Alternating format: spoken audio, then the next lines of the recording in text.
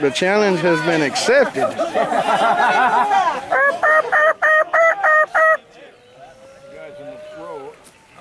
Oh.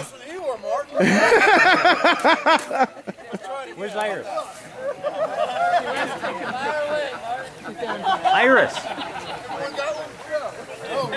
Ooh, a putt.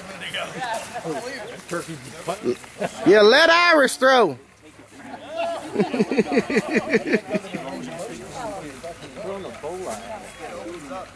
Hey, everybody in the audience, when Dave whips that around duck, we're going to take a video.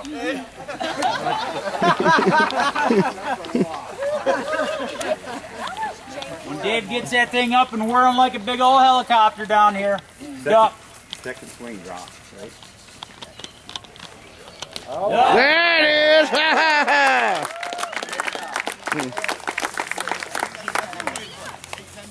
Oh, you got a target? I'm sure it does. Once it actually hits something. You know, obviously if they catch its legs up that time, it's a lethal blow. I think it matters. You can leave it laying down, I'll just throw my ball over there. Thanks a lot. Hey, duck down. Thanks a lot, Martin. All right, everybody get down! Hit the deck! Don't die! Oh, God! Oh, there's a deer.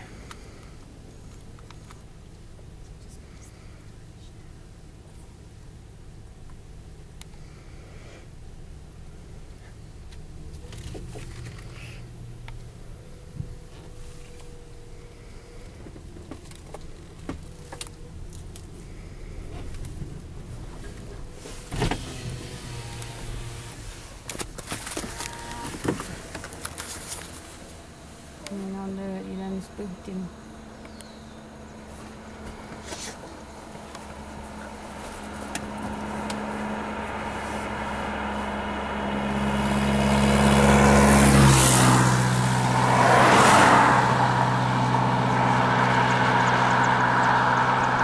Pretty.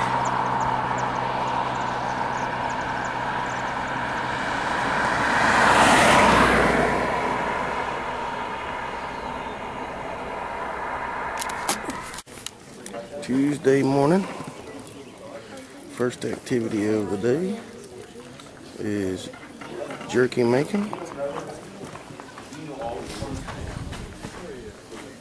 navigation class,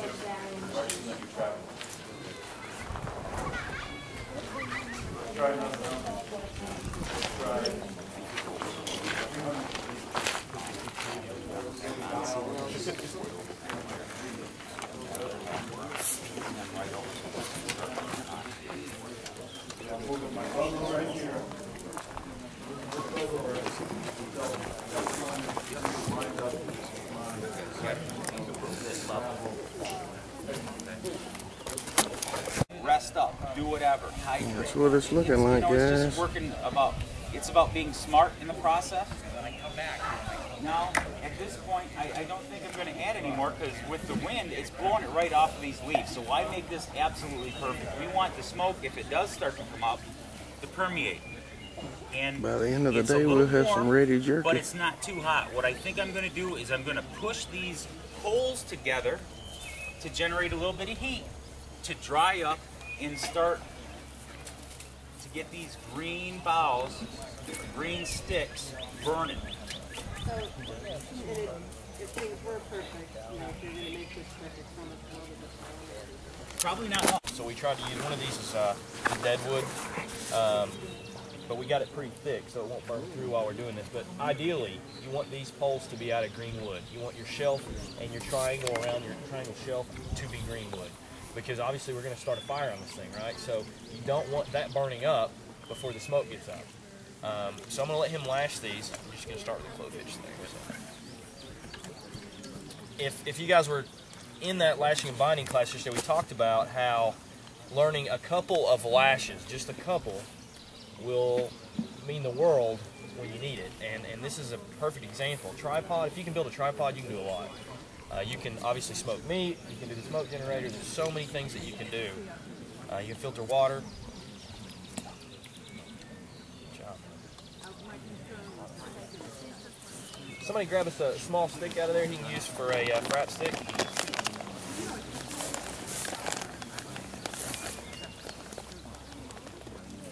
Let's go one more time around. Actually, let's do two more because it's pretty short. Tighten that bit. Actually, you know what? Just for right now, that'll work. That way we can use it again for sharks.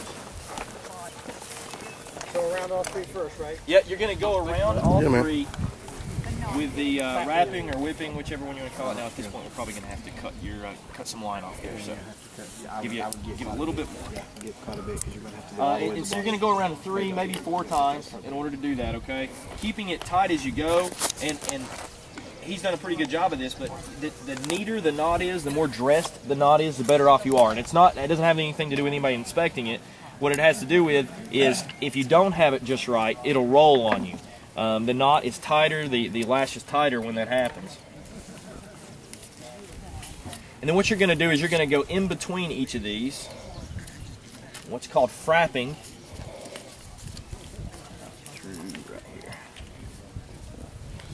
To be sturdy. You do it one more time. Okay, there you go. Good job, man.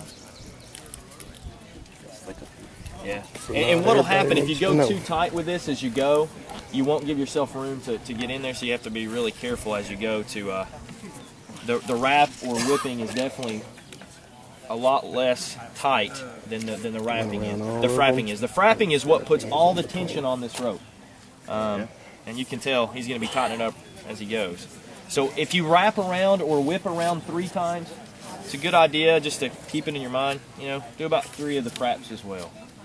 Doesn't have to be that way, but it usually sort of the right amount of tension. You can't. Can you do too many fraps or right? I mean, you really can't. I mean, you're just wasting cordage. Right. Is the only issue you've got. Right. So once you do one side, once you do in between 2 of these, you're going to start on the other.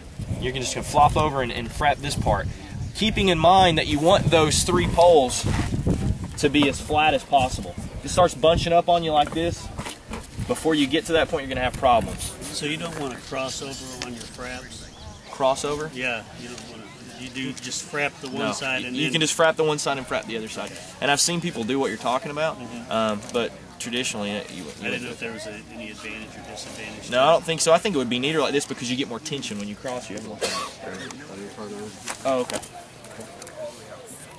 So he started with a clove hitch. If you guys have been paying attention during the knot classes and lashing classes, he started with one. He's going to end with one.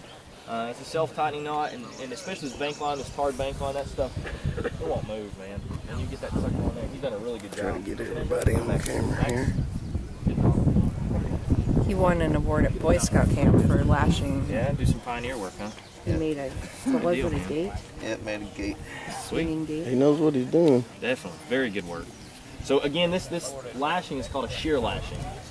And you'll hear people call it a tripod lash, but it's not a tripod lash, it's a shear lash, and use it for lots of different things.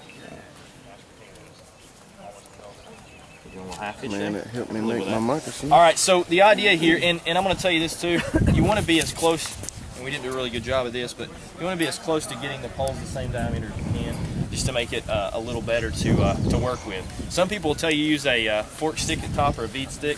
I don't do that just because it makes it more difficult when you get down a little further, because if it doesn't line up right, you wasted your time cutting that fork. Now if you've done this right, obviously you'll have 3 different poles that will hopefully, all right, you're good at this, right, Max? Yeah. It will hopefully hold your weight, and obviously that will, with no problems. Good work. So once we have this, the next thing we're going to do, and I'm going to let you guys do this. I want you to be involved in this instead of just watching. If you don't get in the dirt, you're not going to figure it out, right? So grab some of these green poles that we've got. If you do this right, you know what? Right here is one.